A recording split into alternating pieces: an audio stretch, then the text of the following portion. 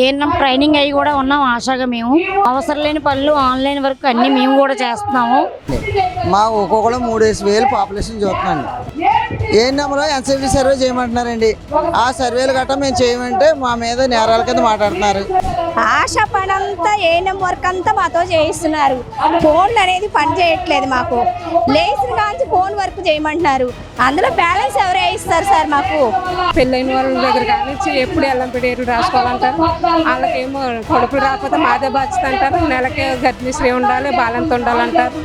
ASHA worker పోరాటాలు చేసేది ఇక్కడ జీతాలు పెంచాలని మేము పోరాటాలు చేస్తున్నాం. హెల్త్ ఇన్సూరెన్స్ అనేది లేకుండా చేశారు. అలాంటి హెల్త్ ఇన్సూరెన్స్ కల్పించాలి మాకు. మేము ఎక్కువగా ఏం అడగట్లేదండి, మా కష్టాలకు తగ్గ ఫలితం అడుగుతున్నాం. మాకు పనికి తగ్గ పారితోషికం ఇవ్వట్లేదండి. ఏఎన్ఎం ట్రైనింగ్ అయ్యి కూడా ఉన్నాం ఆశాగా మేము. ఇందులోనే ఏమైనా ఉద్యోగం కల్పిస్తారేమో అని ఇప్పటివరకు చేస్తూ ఉన్నాము.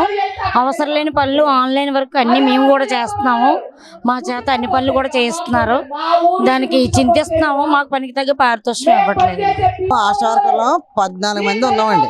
పిఠాపురానికి 80 మంది పడతారండి. మా ఒక్కొక్కరు 3,000 పాపులేషన్ చూస్తున్నాండి. మాకేమో పని ఒత్తిడి ఎక్కువైపోయిందండి. బాగా 18 ఏళ్ళు బట్టి పని చేస్తున్నామండి. 18 ఏళ్ళు బట్టి కూటమి ప్రభుత్వం వచ్చిన తర్వాత జీతం పెంచుతా అన్నారండి. దాని గురించి పెంచుతారని లేకపోతే పర్మనెంట్ చేస్తారని ఆశతోటి వచ్చామండి ఇక్కడ మేము. గతంలో గత గవర్నమెంట్ మీరు ధర్నా చేసినప్పుడు ఇప్పుడున్న మంత్రులంతా మీ టెంట్లకు వచ్చారు. మేము వస్తే అధికారంగా వస్తే మీకు న్యాయం చేస్తామని. ఇప్పుడు కూటమి వచ్చి 2 ఏళ్ళు అవుతుంది. 2 ఏళ్ళ కాలం మీకే న్యాయం చేయలేదా? చేస్తా అన్నారండి. ఇప్పుడు పెంచుతా అన్నారు. జీతం పెంచుతా అన్నారండి. జీతం పెంచుతానన్నారండి. 1000 పాపులేషన్కి ఒక ఆశ అయితే 3,000 పాపులేషన్కి ఒక ఆశ చేస్తున్నామండి. దాని గురించి మాకు ఇబ్బందిగా ఉండి బాధలు చెప్పుకుందామని వచ్చామన్నమాట అండి. ఉన్నాయండి పని ఒత్తిడి. ఎన్సీటీ సర్వేలు చేయమంటున్నారు. ఏఎన్ఎంలో ఎన్సీటీ సర్వే చేయమంటున్నారండి.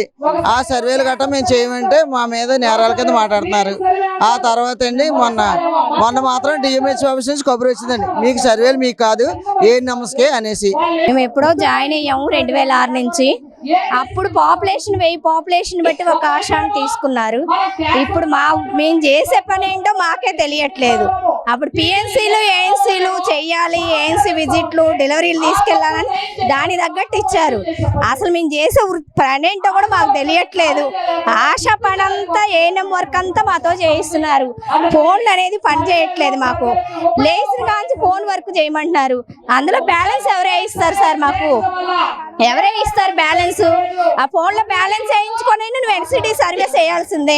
చేయకపోతే ఊరుకో. ఇన్ని టార్గెట్ ఇస్తున్నాం, మీరు సాయంత్రం లోపల టార్గెట్ కల్లా అవ్వాలి. మాకు పారితోషికం కింద కాకుండా మాకు ఫిక్స్డ్గా 26,000 జీతం ఇస్తే మీరు ఏ పని చేయమంటే మేము పని చేస్తాం. మాకు ఫిక్స్డ్గా 26,000 జీతం ఇవ్వండి, మేము చేస్తాం. చేయమని చెప్పట్లేదు. అందరం చదువుకున్న వాళ్ళమే, అందరం తెలియగల వాళ్ళమే. ఏఎన్ఎం ట్రైనింగ్ అయిన వాళ్ళు ఉన్నారు, జిఎన్ఎం ట్రైనింగ్ అయిన వాళ్ళు ఉన్నారు.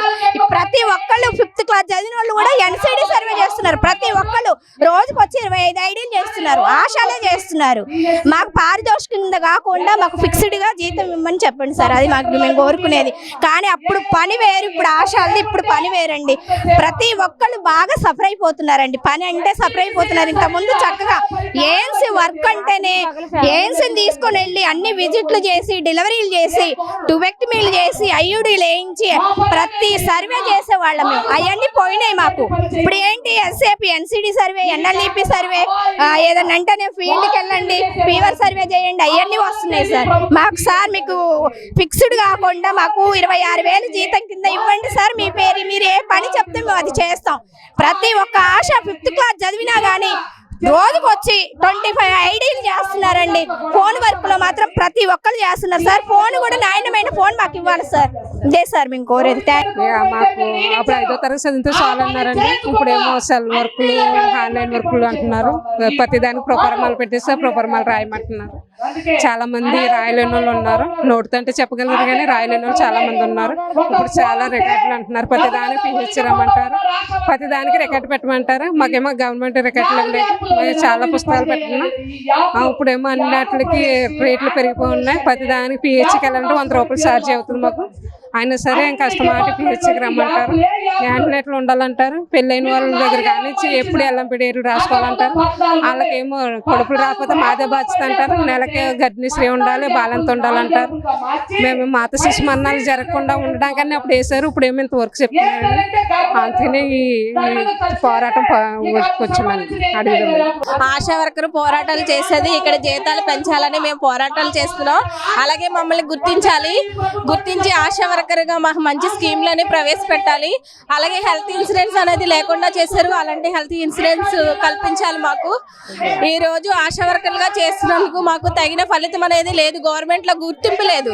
మేము ఎన్నో సర్వేలు చేస్తున్నాం, ఆ సర్వేలకు మంచి పేరు అనేది లేదు. మాకు 26,000 జీతాన్ని పెంచాలని మేము ఎంతో ఆశతో ఎదురు చూస్తున్నాం. కానీ మేము ఎంత పోరాడినా కానీ మా పోరాటాలకు విలువ లేకుండా చేస్తుంది గవర్నమెంట్. కాబట్టి మేము చేసే ధర్నాలకు ప్రతిఫలంగా మాకు జీతం పెంచాలి, స్కీమ్ వర్కర్లుగా మార్చాలి. అలాగే మాకు NH నుంచి ఎలాగైతే వచ్చినాయి అన్నీ కూడా మాకు సాధించుకోవాలని మేము కోరుకుంటున్నాం. అలాగే ఇక్కడికి ఎంతో దూరం నుంచి మేము వచ్చాం. ఎందుకు వచ్చామంటే మేము ఆశాలుగా గుర్తింపు అనేది లేకపోవడం వల్ల మేము ఇక్కడికి చాలా ఇబ్బందులు పడుతున్నాం. గ్రామాల్లో సర్వేలు చేసినప్పుడు మమ్మల్ని గుర్తించట్లేదు. మేము ఎన్నో పనులు చేస్తున్నాం, ANMs దగ్గర నుంచి MLHV దగ్గర నుంచి అందరూ కూడా పనులు చేసినప్పటికీ మా ద్వారానే వాళ్ళకి సమాచారం అనేది అందుతుంది. కానీ తగిన జీతాన్ని మాకు ఇవ్వట్లేదు. మాకు తగిన గుర్తింపుని మాకు కల్పించాలని మేము కోరుకుంటున్నాం. గత గవర్నమెంట్లు మీరు ఆందోళన చేసినప్పుడు ఇప్పుడున్న మంత్రులంతా మీ టెంట్లకు వచ్చారు, మేము అధికారంకి వస్తే మీకు న్యాయం చేస్తామన్నారు. వచ్చి 2 ఏళ్ల కాలం న్యాయం జరిగిందా? న్యాయం అనేది ఏమీ జరగలేదు. ఎందుకంటే ఇప్పటి వరకు ఎన్నో పోరాటాలు చేస్తున్నాం, ఆ పోరాటాలు తగ్గే ఫలితం అనేది మాకు ఈ గవర్నమెంట్ ద్వారా ఏమీ రాలేదు. కాబట్టి మాకు తగిన ప్రతిఫలాన్ని ఇవ్వాలని గవర్నమెంట్ ని కోరుకుంటున్నాం. మా డిమాండ్లన్నీ సాధించుకోవాలని మేము హక్కుల కోసం ఈ రోడ్డు మీదకి వచ్చాం. విజయవాడ ధర్నాకు వచ్చిన ప్రతి ఒక్కరు కూడా ఎన్నో పోరాటాలను కల్పించుకోవాలని మా ఆశా వర్కర్లు అందరం కూడా మేము పోరాటాలు చేస్తున్నాం. మా ధర్నాకు ప్రతిఫలంగా గవర్నమెంట్ గుర్తించాలని కోరుకుంటున్నాం. మేము ధర్నాకి మేము ఎన్నో సమస్యలతో ఉన్నాము. 24 గంటలు NCD అని వివిధ రకాల సర్వేలని మమ్మల్ని గవర్నమెంట్ ఎటువంటి పరిస్థితుల్లోనూ 9 to 4 వరకు వర్క్ చేయాలని చెప్పి ఇబ్బందులు పడుతున్నారు. దీని గురించి మేము మా జీతాలు వేతనాలు పెంచాలనే విషయంగా ధర్నా చేస్తున్నాం. సార్ మేమేం అడగట్లేదు సార్, మేము చేసిన దానికి మేము ఫలితం అడుగుతున్నాం. మేము ఎక్కువగా ఏం అడగట్లేదండి, మా కష్టాలకు తగ్గ ఫలితం అడుగుతున్నాం. మేము పొద్దున్నే లెగిసి NCD CD అసలు ANM చేసే వరకు మొత్తం అంతా మేము చేస్తున్నాం. కానీ మేము చేసేదానికి మాకు ఏమీ ప్రయోజనం లేకపోగా మాకు మళ్ళీ మీరు ఏం చేస్తున్నారు అనేది వస్తుంది. అందు గురించి మాకు ఇన్సూరెన్స్ కూడా లేదండి. తర్వాత మా ANMs ఇక్కడ ఆశాల్లోనే ANM ట్రైనింగ్ అయిన GNM ట్రైనింగ్ అయిన ఉన్నారు, వాళ్ళకి మాకు ANM గా జాబ్ కావాలని మేము అడుగుతున్నాం సార్.